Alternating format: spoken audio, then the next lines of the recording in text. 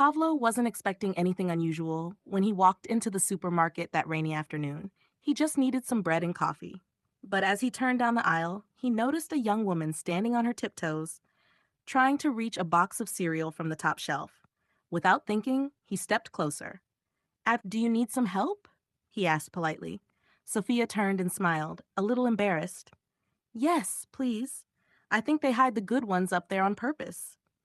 Pavlo laughed, reached up, and easily took the box down for her. Their eyes met for a moment, and something felt different, almost familiar.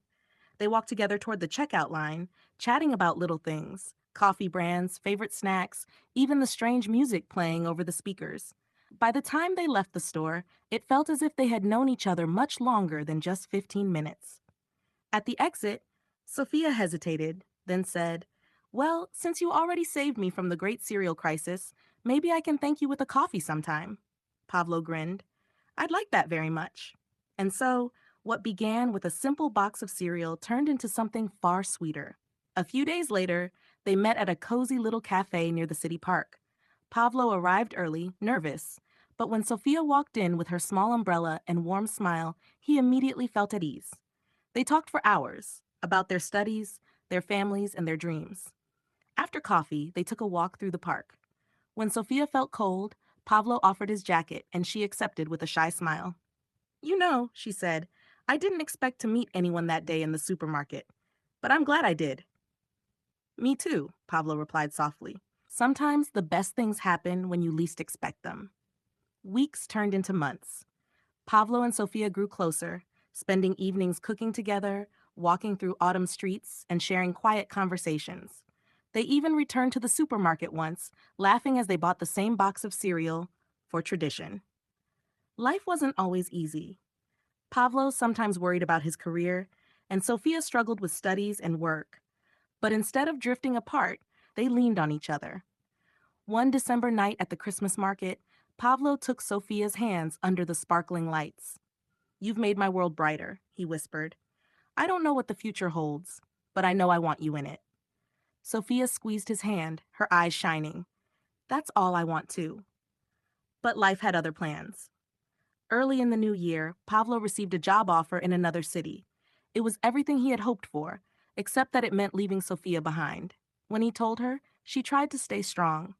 "I don't want to hold you back," she said, "but I don't want to lose what we have." For weeks, the decision weighed heavily on them. Then one spring evening, Pablo called her to the park where they had first walked together. His suitcase was waiting by the bench. "I accepted the job," he said softly. "I leave tomorrow, but this isn't goodbye. I don't want distance to end us.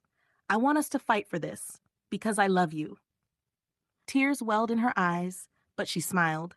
"Then we'll fight for it, together." The first months apart were hard. Calls sometimes grew shorter, messages went unanswered, and loneliness pressed in. But both refused to give up.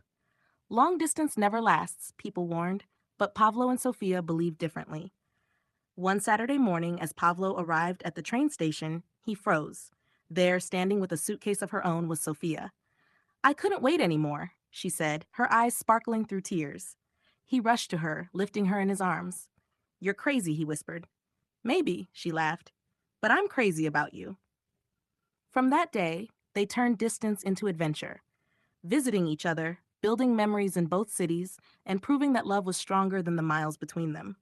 Months passed, and their love only grew stronger. Every reunion felt like a miracle, every goodbye like a small test of patience. But with each challenge, they became more certain that they were meant to walk through life side by side. One summer evening, Pavlo invited Sofia to visit his city again. He took her on a walk along the riverside, where lanterns lit up the path and music drifted softly from a nearby cafe. Before she could reply, he reached into his pocket and pulled out a small velvet box. Kneeling down, his voice trembled, but his words were steady. "Sophia, from the moment I helped you with that cereal box, my life changed in ways I never expected. I don't want distance or time or anything else to ever stand between us again. Will you marry me?" Sophia's hands flew to her mouth, her eyes wide with tears. "Yes, of course, yes." The world around them seemed to blur as Pablo slipped the ring onto her finger. They embraced, the river lights shimmering like stars around them.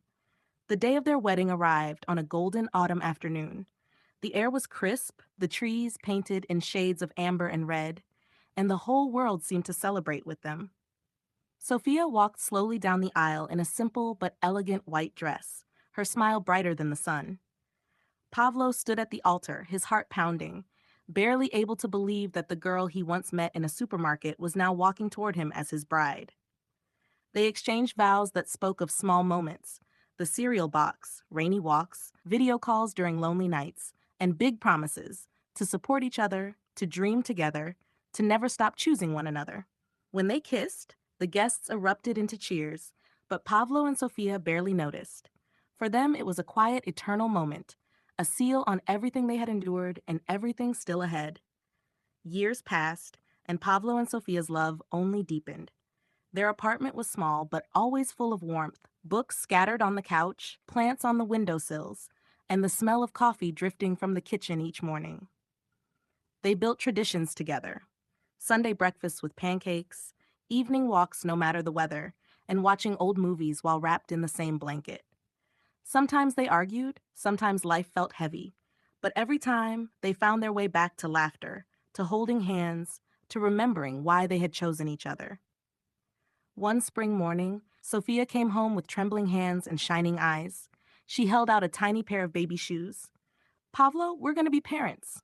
For a moment he stood frozen, then pulled her into his arms, his heart racing with joy and wonder. "We're really starting our own family," he whispered. Years flowed gently. Their baby grew into a lively little girl named Anna, with Sophia's bright smile and Pavlo's curious eyes. One Saturday afternoon, the three of them went shopping together. When they reached the cereal aisle, Pavlo and Sophia both stopped for a moment. Sophia smiled knowingly. "Do you remember?" "How could I forget?" Pavlo chuckled. Anna tugged at Pavlo's sleeve. "Papa, can you get me that box up there? The one with the cartoon on it." Pavlo laughed and reached for it, just as he had years ago for Sophia.